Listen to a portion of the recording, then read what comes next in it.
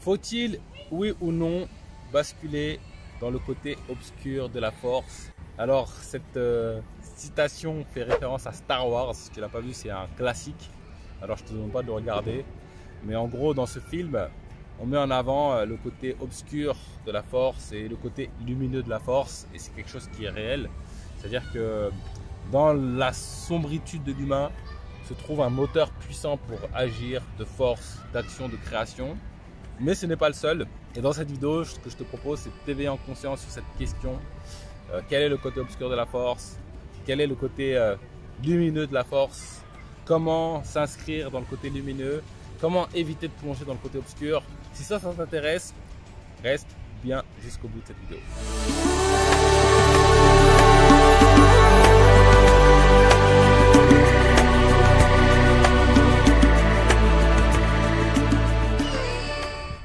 Bonjour et bienvenue dans Enquête Spirituelle, la première chaîne qui traite en profondeur des questionnements spirituels.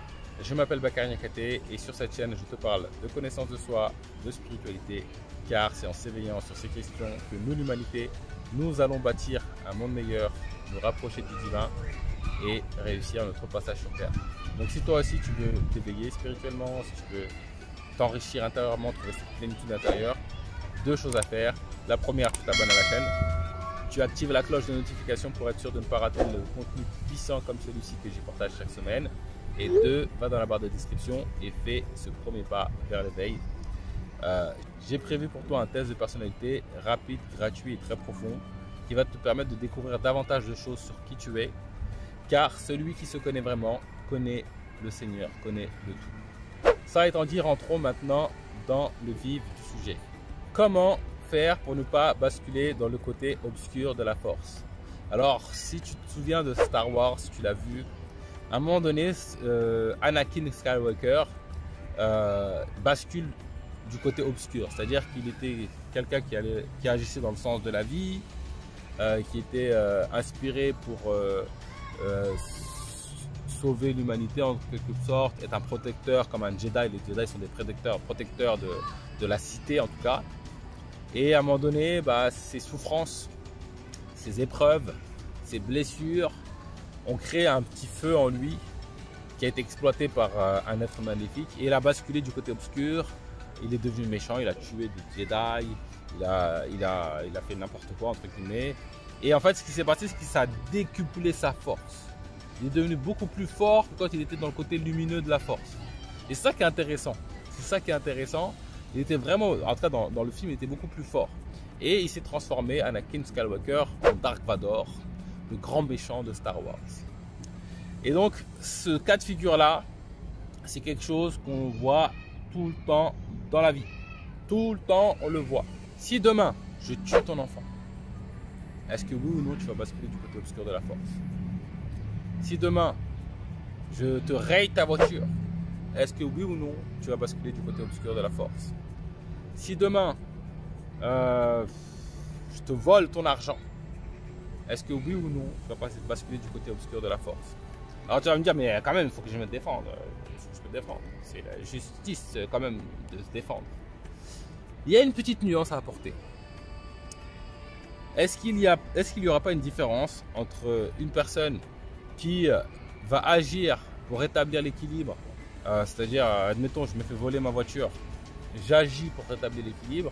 Est-ce qu'il y a une différence entre cette personne qui agit pour rétablir l'équilibre, pour se préserver, pour se protéger, pour éveiller en conscience?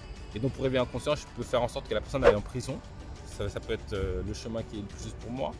Mais est-ce que c'est la même chose que si je veux taper, je veux me venger pour que l'autre souffre, pour que l'autre ait mal? Et le fait que l'autre ait mal, j'ai la conscience, la croyance que ça va me soulager. Alors comme j'ai cette croyance, qu'est-ce qui se passe si ça va me soulager? Sauf que le soulagement, il ne dure pas. Il dure 2 secondes. Comme toute illusion, elle finit tôt ou tard par tomber. Et ce genre d'illusion, en général, elle tombe très vite. Et donc à chaque fois que tu vas vouloir faire mal à l'autre, que tu vas vouloir piquer l'autre dans son ego, parce que ça va te soulager, parce que j'ai souffert, il souffre, j'ai rétabli l'équilibre comme ça. À chaque fois que tu vas vouloir faire du mal à l'autre, eh ben, sache que tu bascules du côté obscur de la force. Effectivement, ce côté obscur te donne de la force. te donne de l'énergie, te donne du jus. Et c'est quelque chose de très puissant, très efficace. Mais il faut que tu saches que ce n'est pas beaucoup plus puissant, beaucoup plus noble que la force de l'amour, que la force de la création. Je vais te donner un exemple. Aujourd'hui, je suis un élève et mon professeur me dit que toi, tu es un bon à rien. Tu n'arriveras à rien. Et je souffre tellement dans mon cœur que je bascule du côté obscur. Alors là, ça n'a pas de conséquences néfastes, donc ça va. Et du coup, pour me venger, je vais devenir le plus meilleur, le plus brillant de la classe. Et donc, je vais construire quelque chose de noble à partir de cette souffrance, de cette blessure. C'est vrai, c'est efficace, ça donne du jus, ça peut créer quelque chose d'intéressant. Mais est-ce que je peux aussi créer cette joie, cette réalité où je construis quelque chose par amour de ce que je veux construire, parce que je suis passionné par la musique, je suis passionné par la construction, je suis passionné par le chant, je suis passionné par le cinéma.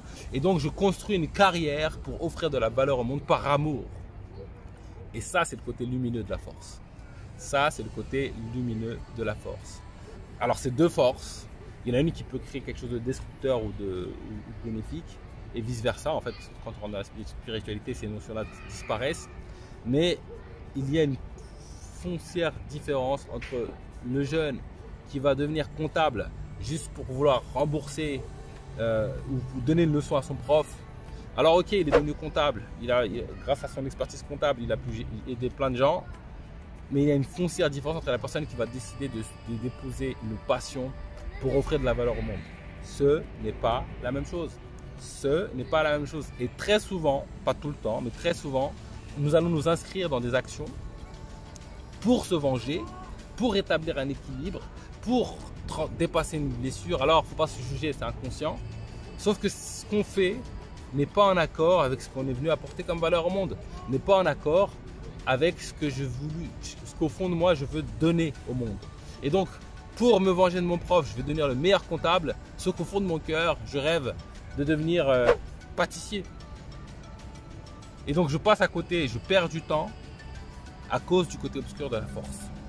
Alors, même si les conséquences ne sont pas dramatiques, pour moi, c'est dramatique de voir quelqu'un passer aux côtés de ce qu'il est venu apporter comme valeur au monde, là où il aurait été le meilleur pour le monde, parce qu'il a basculé du côté obscur. Ce que je veux vous dire là, dans cette vidéo, c'est que c'est très simple et facile de basculer du côté obscur de la force, parce que quand on souffre en nous-mêmes, on a envie de tout casser, on a envie et on a cette croyance profonde qu'en tout cassant, ça va nous faire du bien. Et donc, si tu as cette envie en toi de déployer de l'énergie, d'exprimer la souffrance que tu as en toi, tu peux le faire et c'est pas mal de le faire. Mais fais-le dans un cadre où tu ne vas pas nuire à la vie. Fais-le dans un cadre où tu seras dans une sphère écologique. Et surtout, ne tourne pas cette rage contre quelqu'un, contre une personne, contre quelque chose qui va te détruire plus profondément. Parce que quand tu t'éveilles en conscience, tu te rends compte que les jugements des autres leur appartiennent, les croyances des autres leur appartiennent, le mal que font les autres leur appartient. Effectivement, ça peut avoir des conséquences dans ma vie, mais il faut que tu saches également que si je traverse une épreuve, c'est que cette épreuve, je l'ai attirée moi-même. Elle est parfaite pour moi, pour que je puisse grandir en conscience, pour que je puisse m'éveiller. Et si tu te poses la question sur toutes les épreuves que tu as vécues, il n'y en a pas une qui t'a pas rien appris en fait. Et si tu penses qu'il y en a une qui t'a pas bien appris, c'est que très probablement tu es encore en plein dedans. Mais quand tu commences à dépasser l'épreuve, tu te rends compte que tu as appris plein de choses de ton épreuve, tu as appris plein de richesses. Et donc tu avais besoin de vivre ça pour t'éveiller. Et donc, pour conclure cette vidéo, ce que je dirais, c'est que effectivement, c'est facile de tomber dans le côté obscur. Moi, le premier, si demain tu fais du mal à mes filles, je ne sais pas comment je vais réagir. Je suis lucide, et même si j'ai des prises de conscience, je suis lucide sur ma condition, ça va me faire du mal. Maintenant, est-ce que c'est noble ou pas de basculer du côté obscur? Je ne suis pas sûr.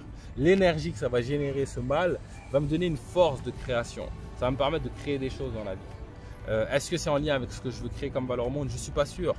Et donc, même si il faut reconnaître que le côté obscur de la force donne de la force pour créer des choses, et parfois ça peut créer des choses qui vont dans le sens de la vie, parfois non, il existe une force encore plus puissante, parce que quand on regarde Star Wars jusqu'au bout, on se rend compte qu'au final c'est son fils Luke Skywalker qui gagne. Alors après il y a la suite, mais bon, ils m'ont dépassé. je suis largué. Mais en tout cas, c'est son fils qui gagne. Ce que je veux dire là, c'est que l'amour d'une expérience donne aussi une pleine puissance de création.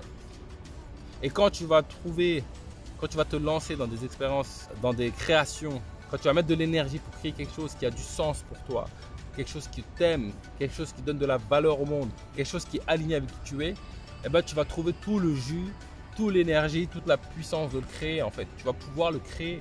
Tu vas avoir le côté lumineux de la force avec toi pour créer. Et moi, ce que je dis souvent, c'est que quand tu es aligné avec la vie, eh ben, c'est comme si tu avais un peu le vent dans le dos. Ça ne veut pas dire que tu n'es pas challengé, mais c'est comme si on te traçait un petit chemin, on te facilitait le passage. Et donc, ok, le côté obscur donne de la force, mais ne sous-estime pas le côté lumineux de la force. Et en fait, si tu veux être sûr de t'inscrire dans une expérience qui est en alignement avec qui tu es, en alignement avec ce que tu es venu apporter comme valeur au monde, eh ben, il ne faut certainement pas sombrer dans le côté obscur de la force. Quand tu souffres d'une expérience, il faut accueillir cette souffrance et surtout te poser la question, quel est le message d'éveil pour moi derrière cette souffrance? Et ensuite, fais-toi accompagner si c'est nécessaire. Il existe aujourd'hui plein d'outils qui permettent d'évacuer les choses, de travailler sur des blessures, de les apaiser. Et quand tu trouves cet apaisement, eh ben, tu vas mettre ton énergie au service de la vie, au service de ce que tu veux créer dans la vie, plutôt que de te lancer dans des chemins qui ne sont pas forcément les tiens. Même si certainement ça apporte de la valeur au monde. Tout à l'heure, je regardais une vidéo d'une personne qui a reçu des effets secondaires du vaccin Covid, la deuxième dose. Elle s'en est rendue compte tardivement, etc. Et à cause de ça, son corps, en fait, c'est comme si c'était une jeune de 30 ans avec un corps de 80 ans en fait. Alors physiquement, elle n'a pas l'aspect de 80 ans, mais techniquement, son cœur, il est affaibli, etc., etc. Elle souffre beaucoup, elle a mal la nuit, elle se réveille la nuit, j'ai vu ça aujourd'hui. Et en fait, ce truc-là lui a donné un jus, une force pour pouvoir transmettre aux gens la prévention autour du Covid, etc., etc., etc., permettre aux gens de ne pas tomber dans ce piège-là, etc., etc. Et ça, je trouve, c'était bien. En fait, ça apporte de la valeur au monde. Mais je ne suis pas certain que cette âme-là est venue apporter ça comme valeur au monde. Même si dans le schéma global, il faut qu'il y ait ça pour que le monde s'éveille globalement, je ne suis pas sûr que cette âme-là est sur Terre pour apporter cette valeur précise au monde. Ça laisse à méditer, ça pose la question. Et je t'invite à y réfléchir, à méditer là-dessus. Pose-toi la question sur cet exemple précis. Est-ce que c'était son chemin ou pas? Est-ce qu'au fond d'elle, elle aspirait à ça ou pas? Je pense que ça ouvre un débat. Et sur ce, je te donne rendez-vous très prochainement pour du nouveau contenu autour de l'éveil spirituel.